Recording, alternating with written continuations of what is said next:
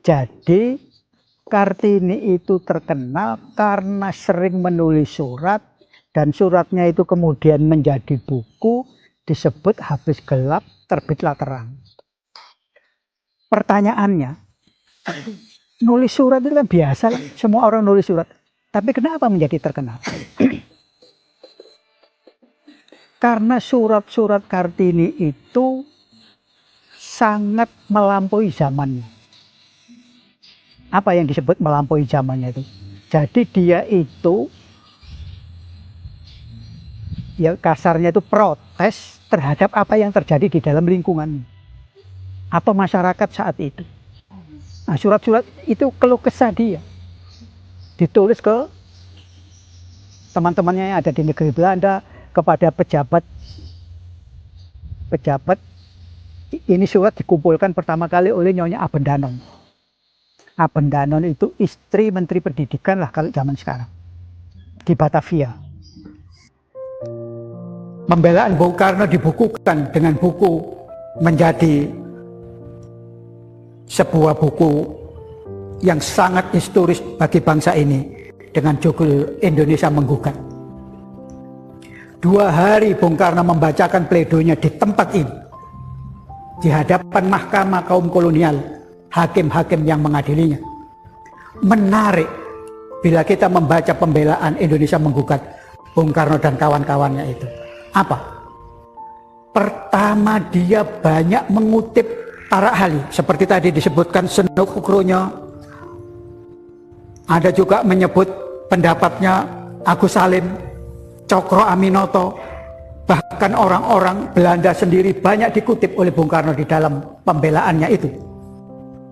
Artinya pembelaan Bung Karno mirip seperti karya tulis ilmiah di dalam menghadapi kaum kolonial.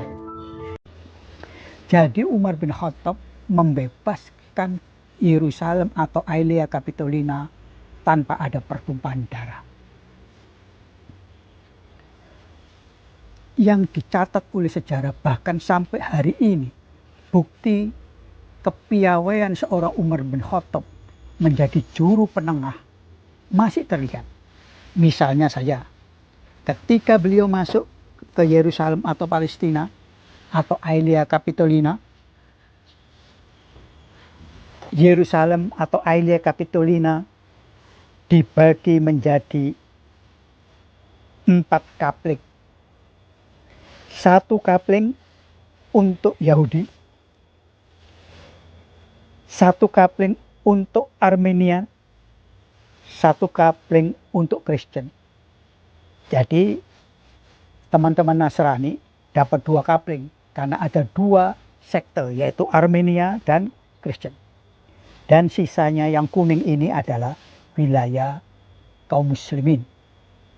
Dan yang kotak tengah ini adalah Haram Asy-Syarif, di mana Dome of Rock nantinya dibangun di sini, menjadi daerah yang boleh dikunjungi oleh ketiga agama ini, Yahudi, Nasrani, dan Islam. Peninggalan ini sampai hari ini masih berlaku seperti ini. Sejak tahun 637 Masehi, Umar bin Khattab membebaskan Aelia Capitolina. Apa saja bunyi Sumpah Pemuda itu? Ada yang apa? Bertanah air, berbangsa, berbahasa Indonesia. Apa penting dan manfaatnya Sumpah Pemuda itu? Negara Indonesia itu dari Sabang sampai Merauke, dari barat sampai ke timur. Kalau dari utara, dari Miangas sampai Pulau Rote, bagian selatan. Itu kalau petanya diambil dan kemudian ditempelkan kepada peta Eropa, itu seluas dari London, Inggris di Eropa, sampai ke Teheran di Iran. Saking luasnya.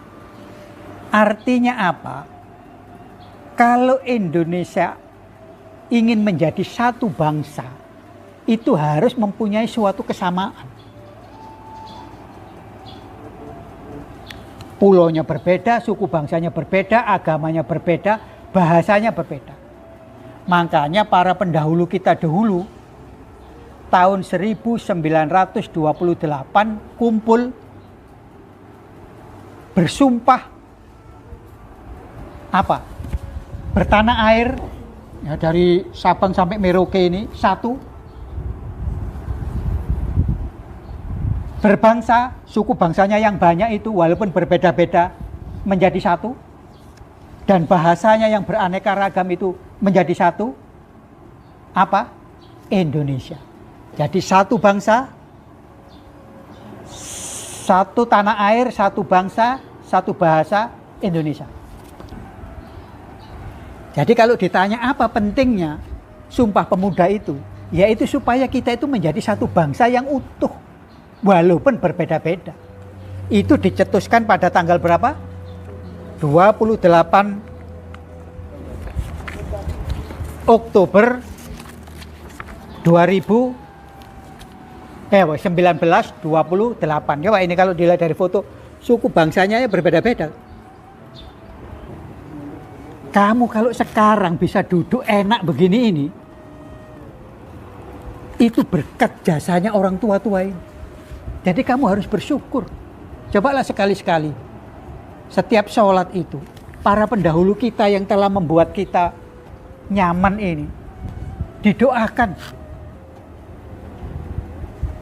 Supaya kamu nanti juga kalau sudah tua didoakan oleh anak keturunanmu. Ada mushaf manuskrip Topkapi. Topkapi itu museum yang ada di Turki. Manuskrip Topkapi itu ditulis secara uji karbon, ditemukan fakta bahwa ditulis pada abad ke-8. Jadi kalau tadi mulai manuskrip Birmingham, Sanaa, Tübingen itu ditulis pada abad ke-7, ini abad ke-8. Ya. Kemudian data yang lain, manuskrip Al-Quran yang ditulis pada abad ke-9 dan ke-10 itu namanya manuskrip biru. Dan ini sekarang disimpan di Museum Topkapi, Turki. Kenapa disebut manuskrip biru? Karena kertas yang dipakai kan biru kan. Itu kalau kamu melihat aslinya sangat indah sekali.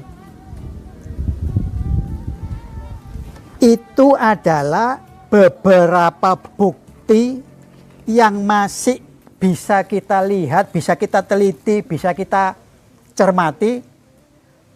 Manuskrip dari abad ke-7 ketika Rasulullah SAW masih hidup, sampai manuskrip yang abad 10, bahkan sampai manuskrip abad ke-21 ini, ternyata tidak ada perbedaan apapun.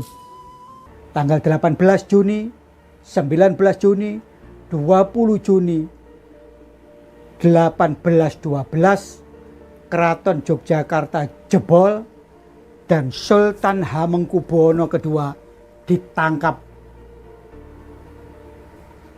Dan yang paling tragis adalah harta benda Kesultanan Yogyakarta dijara secara biadab oleh Raffles selama 4 hari.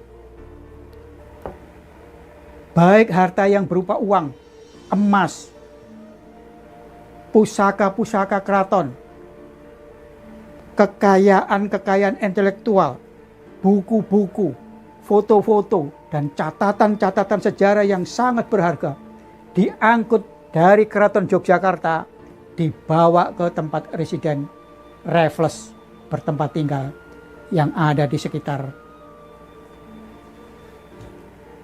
Malioboro itu.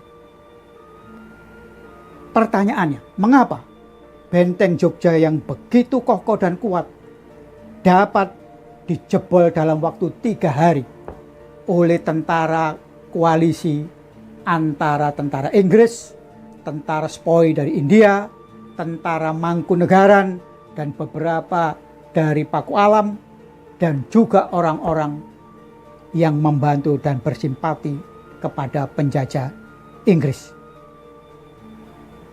Ternyata di dalam catatan sejarah, benteng yang kokoh itu menjadi gampang jebol karena adanya pengkhianatan orang-orang dalam. Berdasarkan kenyataan sejarah inilah bahwa jabatan, pangkat, tahta tidak mengenal saudara atau bukan saudara. Mudah-mudahan ini menjadi pelajaran menarik bagi kita semua untuk senantiasa mengedepankan kejujuran dan harga diri sebagai manusia yang diciptakan oleh Allah, makhluk yang paling mulia. Agama tidak main-main. Siapapun yang mengucapkan agama, kalau benar dasarnya, ikuti. Tapi kalau ada orang menyepelekan, orang ngomong agama itu hanya mencari-cari atau menyusahkan hidup, tidak apa-apa. Kalau ada pendapat seperti itu tidak apa-apa, itu hak.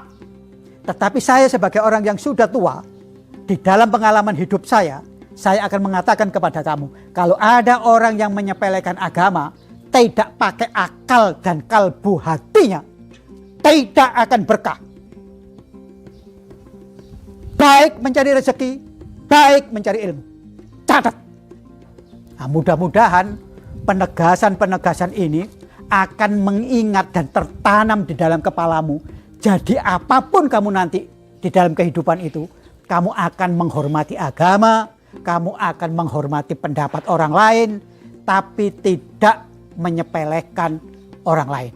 Jadi kembali kepada dalil tentang patung, banyak pendapat, tetapi karena pendapat itu masing-masing kreatif dan masing-masing sama-sama menghargai, maka timbullah kreativitas yang luar biasa.